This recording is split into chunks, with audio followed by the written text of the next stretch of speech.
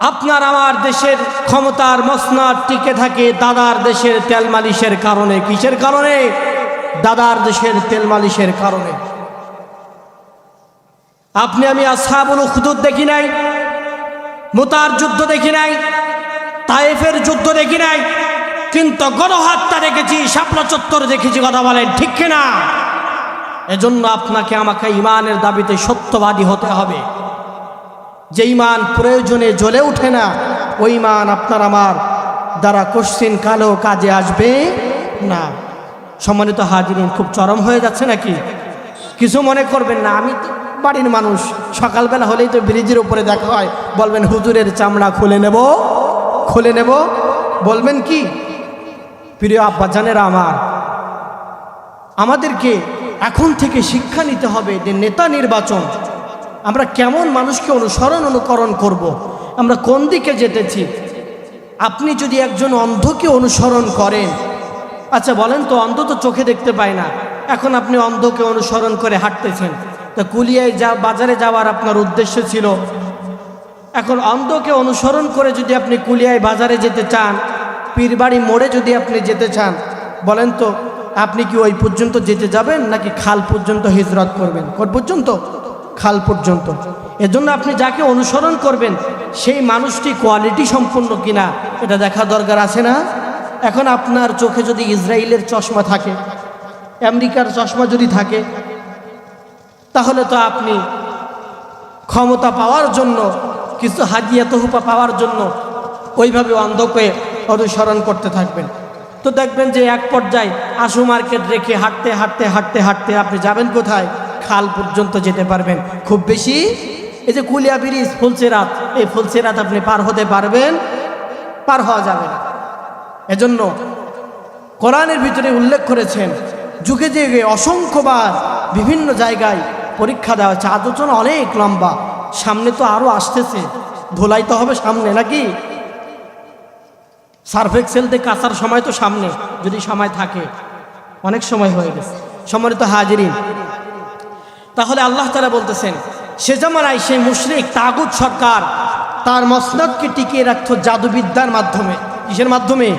জাদুবিদ্যার মাধ্যমে। এখন তানার রাজ্যের জাদুকর বলতেছে যে বাদশা নামদার, আমি তো বৃদ্ধ হয়ে গেছি, এখন আমার জাদুবিদ্যা ছাড়া আপনি তো আর মসনদ টিকিয়ে রাখতে পারবেন না, শাসক হতে পারবেন না, শাসন জারি করতে পারবেন না।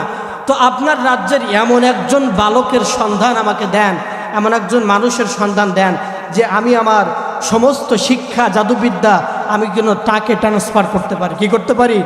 তাকে যেন অল্টারনেট করতে পারি, যে আমার স্থলাভিষিক্ত হয়ে কাজ করবে, জাদুবিদ্যার মাধ্যমে আপনার বংশকে টিকিয়ে রাখবে। আপনি এমন একজন বালকের সন্ধান দেন। বাদশাহ চিন্তা করলো, খুব সুন্দর আইডিয়া, আইডিয়াটা ভালো লেগেছে। কারণ বুঝতে হবে, আইডিয়া যিনি দিয়েছেন তিনি দরবেশ নয়, তিনি ধরবেশ। তিনি কি বেশ? ধরবেশ। আমাদের সমাজেও ক্ষমতার মসনদ টিকিয়ে রাখার জন্য এমনও কিছু মানুষকে উপদেষ্টা হিসেবে নিয়োগ দেওয়া হয়, তারা দরবেশ নয়, ধরবেশ। ধরবেশের কারণেই তো আপনি এখনো পর্যন্ত, আর কিছুদিন গেলে আপনার আমার অস্তিত্ব খুঁজে পাওয়া যেত না। সম্মানিত হাজিরিন, বাদশাহ চিন্তা করলো আইডিয়াটা খুব সুন্দর।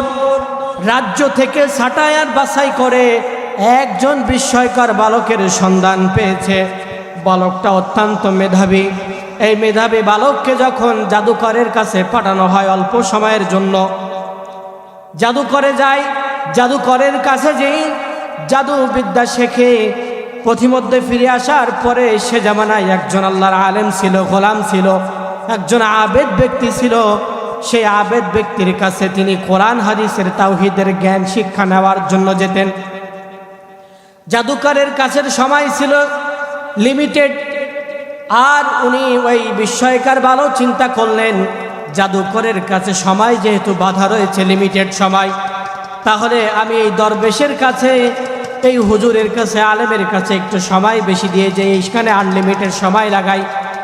এমনি করে আনলিমিটেড সময় যাওয়া আসার পথে পথিমধ্যে লাগাতে লাগাতে এমন একটা সময় হলো ওই হুজুরের কাছে সময় দেওয়ার কারণে তাওহীদের শিক্ষায় শিক্ষিত হয়ে গেল। কিসের শিক্ষায়? তাওহীদের শিক্ষায় শিক্ষিত হয়ে গেল। কারণ পীর দাবি করলে মারেফাত তাজকিয়া তাসাউফের সর্বপ্রথম সবক হতে হবে আপনাকে তাওহীদের শিক্ষা, আল্লাহ তাআলার একাত্মবাদের শিক্ষা দিতে হবে। কিন্তু আমরা দেখতে পাই আমার দেশে, সোনার বাংলাদেশে এমনও পীর রয়েছে যে কিনা বাথরুম করেও পানি নেয় না। বাথরুম করে পানি নেয়? পানি নেয় না। তালা বাবা, জট বাবা, খাজা বাবা, আরো কত বাবা আছে তা আল্লাহ ভালো জানে। বগলের চুল দিয়ে বেড়ি বের হয়েছে, মাথার চুলে জট, উকুনের খনি, এমন বাবা পাওয়া যায় কি যায় না? এমন বাবা পাওয়া যায়। সম্মানিত হাজিরিন, এজন্য আল্লাহ তাআলা পরীক্ষা দিয়েছেন বারবার। প্রতিমধ্যে ওই বালক যখন তাওহীদের শিক্ষা গ্রহণ করলো, তাফসীরের ভিতরে বসেছে, এটা কোশ্চিন কালো ঘটনা নয়। মুসনাদে আহমদের ভিতরে ইমাম আহমদ ইবনে হাম্বল রাহিমাহুল্লাহুল বারি তিনি 1 পৃষ্ঠা ব্যাপী এই হাদিসের ঘটনাকে উল্লেখ করেছেন। ইমাম ইবনে কাসির পর্যন্ত এই হাদিসকে সত্যায়িত করেছেন। তিনি এই ঘটনাকে নকল করেছেন। সূরা বুরুজের তাফসীর লিখতে গিয়ে তিনি বলেছেন, প্রতিমধ্যে এই বালকের কাছে যখন মানুষ আসা যাওয়া করলো, সে রাজ্যের ওই তাগুত সরকারের একজন মন্ত্রী ছিল অন্ধ। এখন মন্ত্রী অন্ধ, বিষয়টা খারাপ লাগে। মন্ত্রীকে একজন বলল, মন্ত্রী সাহেব, রাজামশাই, এ রাজ্যে একজন বিস্ময়কর বালক রয়েছে, বালকের কাছে যদি আপনি যান, বালক কি এমন মন্ত্র জানে, কি এমন জ্ঞান হাসিল করেছে, আপনার জন্য দোয়া করবে, আপনার চক্ষু ভালো হয়ে যাবে। যাওয়ার পরে ওই বালক প্রতিমধ্যে ফিরে আসতেছে। ফিরে আসার সময় দেখবে যে রাস্তার মোড়ে, মনে করেন কুলিয়া বাজারের মুখে, বিশাল এক হিংস্র জন্তু, কোনো মানুষ সামনে যেতে সাহস পাচ্ছে না। বালক সামনে গেল। সামনে যাওয়ার পরে একটা পাথর হাতের মধ্যে নিল, নিয়ে আসার পরে বলল, আল্লাহুম্মা ইন কানা আমরুর রাহিদ আহাব্বু ইলাইকা ওয়া আরদা ফাকতুলু। এই দোয়া পড়ে, এই কথা পড়ে বলল, হে রব্বুল আলামিন, আসমানের মালিক, জমিনের মালিক, যেই পশু সামনে রয়েছে, ওই জাদুকরের জাদু যদি তোমার কাছে সত্য হয়ে থাকে, আর যদি ওই যেই আলেমের কাছে আমি যাই, দরবেশের জ্ঞান যদি সত্য হয়ে থাকে, যে তাওহীদের শিক্ষা আমি গ্রহণ করেছি, এই তাওহীদ যদি সত্য হয়ে থাকে, পাথর নিক্ষেপ করার সাথে সাথে ওই পশু যেন মারা যায়। ফাকতুলুত, হত্যা করার ব্যবস্থা তুমি করে দাও। পাথরটা ছুটতে দেরি, ওই পশুকে হত্যা করতে দেরি হলো না। সম্মানিত হাজিরিন, তাহলে আল্লাহ তাআলার তাওহীদের শিক্ষা কোন পর্যায়ে, চরম পর্যায়ে না হলে এমন মুজিজা আর এমন কারামতি আল্লাহ তাআলা দান করেন। সম্মানিত হাজিরিন, আল্লাহ তাআলা বলেছেন, যখন এই মন্ত্রী এসেছে, তাফসীরের ভিতরে উল্লেখ হয়েছে এভাবেই। তাফসীর ইবনে কাসির রাহিমাহুল্লাহুল বারি, তাফসীরে কাসিরের ভিতরে ইমাম ইবনে কাসির উল্লেখ করেছেন, এই ঘটনা নকল করে সূরা বুরুজের তাফসীরের ভিতরে উল্লেখ করেছেন। এবার তিনি এসেছেন চক্ষুটা ধরে, যে আমার চক্ষুটাকে আপনি ভালো করে দেন।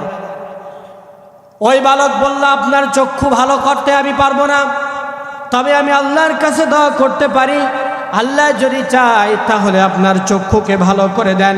তিনি দোয়া করলেন, মা আশফি আহাদান ইন্নামা ইয়াশফি ইলাল্লাহ। আল্লাহ তাআলা আপনার চক্ষু ভালো করে দেন। হাতটা বুলিয়ে দেওয়ার পরে, নুয়ে দেওয়ার পরে ওই মন্ত্রীর চোখ ভালো হয়ে গেল। মন্ত্রী তখন বলল, ফাইন আমানতুম ইলাল্লাহ ফাইন আমান্না বিহি ইলাল্লাহ, আমিও সে আল্লাহর একাত্মবাদের প্রতি ঈমান এনেছি।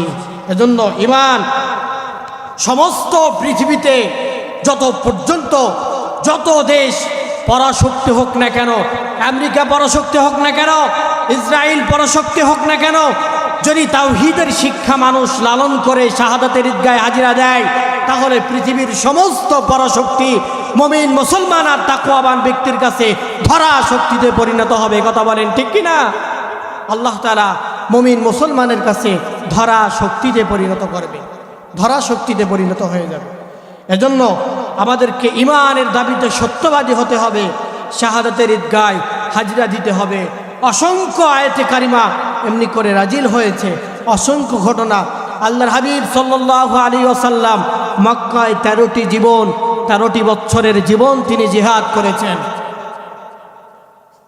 আপনি আমি নামাজ আদায় করি, এশার ফরজ নামাজ আদায় করলাম, পরে যে 2 রাকাত আদায় করলাম, এই 2 রাকাত সুন্নাত। এই 2 রাকাত কি? এশার আগে ফরজ ছিল 4 রাকাত, 4 রাকাত ফরজ নামাজের পরে যেই 2 রাকাত নামাজ আদায় করলাম, এটাও তো নামাজ, এটাও তো কি নামাজ। কিন্তু আমরা যেই 2 রাকাত ফরজের পরে পড়লাম, বলেন তো এই 2 রাকাত নামাজ সুন্নাত নাকি ফরজ? সুন্নাত। একই নামাজ সুন্নাতের পরে যখন ভিতরে পড়তেছি, ভিতর পড়ার সময় যে 3 রাকাত নামাজ আমরা পড়তেছি, এই 3 রাকাত ওয়াজিব। 3 রাকাত কি? ওয়াজিব। রমাদানে দীর্ঘ একটা মাস, 1 দিন 2 দিন 3 দিন এমনি করে প্রহর গুনতে গুনতে রোজা রেখেছি আমরা ফরজ। রমাদানের পরে শাওয়াল শুরু হলো, শাওয়ালের যে 6টি রোজা রয়েছে, এটা কি ফরজ নাকি সুন্নাত? সুন্নাত। রোজা কি? ফরজ। একই নামাজ স্থানকাল পাত্র ভেদে সময় অনুযায়ী ফরজ হয়েছে, আবার স্থানকাল পাত্র অনুযায়ী সময় বিশ্লেষণ করা অনুযায়ী এই নামাজ ওয়াজিব হয়েছে, সুন্নাত হয়েছে। কথা বলেন ঠিক কিনা? হজ নফল হয়, হজ ফরজ হয়, জাকাত ফরজ হয়, আবার জাকাত সাধারণ দানও হয়, সাধারণ সাদকাও হয়। কিন্তু জিহাদ আল্লাহ তাআলার পক্ষ থেকে এমন একটি ফরজ বিধান, কঠিন কালো জিহাদ নফল আর সুন্নাত হয় না। জিহাদ নফল হয়, সুন্নাত হয়, সর্ব অবস্থায় জিহাদ ফরজ। ফরজে কিফায়া, ফরজে আইন। ফরজে কিফায়া কখন?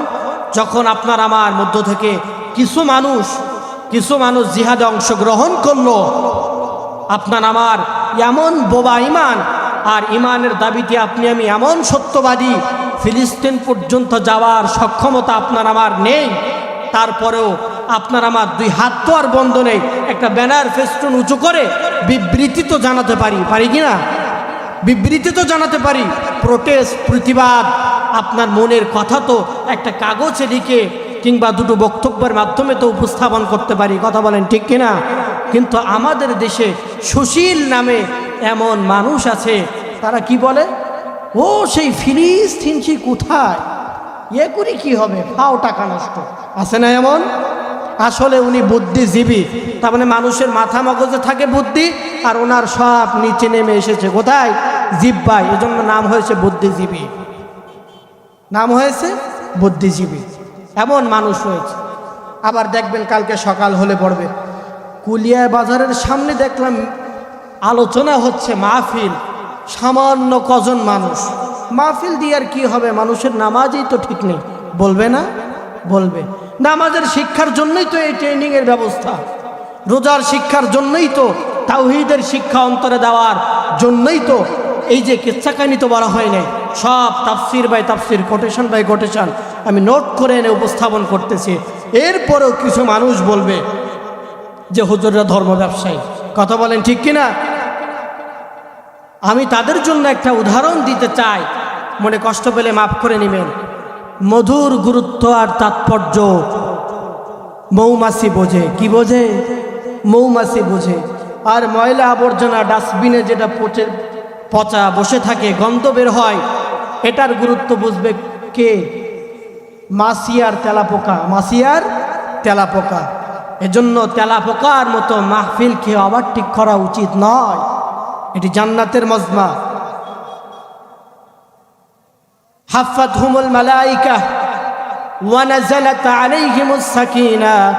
আপনারা যতক্ষণ এখানে অপরাধ করেছেন, এখানে অবস্থান করতেছেন, যতক্ষণ আমরা সহবাস্থান করেছি, মাহফিলের মাইকের মাধ্যমে কণ্ঠের ধ্বনির আওয়াজ যাদের কানের কর্ণকহরে পৌঁছে যাচ্ছে, আল্লাহ তাআলা এমনও হতে পারে নাজাতের জরিয়াও হয়ে যেতে পারে। এ মাহফিল নাজাতের জরিয়াও হয়ে যেতে পারে। এজন্য এর গুরুত্ব। মৌমাছি, আল্লাহ তাআলা আমাদের মৌমাছি করেছেন বিদায় আমরা আসতে পেরেছি। কথা বলেন ঠিক কিনা? সম্মানিত হাজিরিন, আমেরিকা আজকে তথ্য দিচ্ছে যে ওয়ার এগেইনস্ট টেররিজম, সন্ত্রাসের বিরুদ্ধে যুদ্ধ, বলতেছে কে? সব থেকে বড় সন্ত্রাসী, সব থেকে বড় সন্ত্রাসী ইসলাম। জিহাদকে বিশ্বাস করে কিন্তু জঙ্গিবাদকে সাপোর্ট করে না। আইএস যেটা করে এটা কি জিহাদ? হলি আর্টিজানে যে হামলা হলো এটা কি জিহাদ? এটা জিহাদ নয়। দেখবেন আইএস যারা সদস্য তাদের অস্ত্রের গায়ে লেখা আছে this property is USA, United states of America. এই সম্পত্তির মালিক হচ্ছে আমেরিকা। আমেরিকার নাম লেখা থাকবে তখন যতক্ষণ এই সম্পত্তি আমেরিকা বিনা পয়সায় দেবে। কথা বলেন ঠিক কিনা? বিনা পয়সায় যখন দেবে তখন ওই অস্ত্রের গায়ে, ওই পণ্যের গায়ে, ওই সম্পদের গায়ে লেখা থাকবে যে এই সম্পদের মালিক একমাত্র আমেরিকা। তাহলে জিহাদ আইএস যেটা করতেছে জিহাদের নামে তাদের অস্ত্রের গায়ে যদি আমেরিকার সম্পদ লেখা থাকে, আসলে এটি মুসলমানদের জিহাদ নয়। মুসলমানদের জিহাদ হচ্ছে ডাক্তারি, আর আমেরিকা যেটা করতেছে এটা হচ্ছে ডাকাতি। কথা বলেন ঠিক কিনা? এটা হচ্ছে ডাকাতি। জিহাদ হচ্ছে সত্যের পক্ষে, মানবতার কল্যাণের পক্ষে, ঈমান ও ইসলামের ইজ্জত রক্ষায়, হুরমত রক্ষায়, ঈমান ও ইসলামের দাবিতে, ঈমান ও ইসলামের পক্ষে, কোরআন ও হাদিসের পক্ষে হচ্ছে জিহাদ। Fight for right, fight for right, সত্যের জন্য, এটাই হচ্ছে জিহাদ। সম্মানিত হাজিরিন, আল্লাহ তাআলা এজন্য আমাদেরকে অসংখ্য জায়গায় বলেছেন আহাসিবান নাসু আইয়াতরাকু আইয়াকুলু, ঈমানের দাবিতে তোমাদেরকে পরীক্ষা দিতে হবে, আর ঈমানের দাবিতে তোমাদেরকে কি করতে হবে? সত্যবাদী হতে হবে, পরীক্ষা দিতে হবে।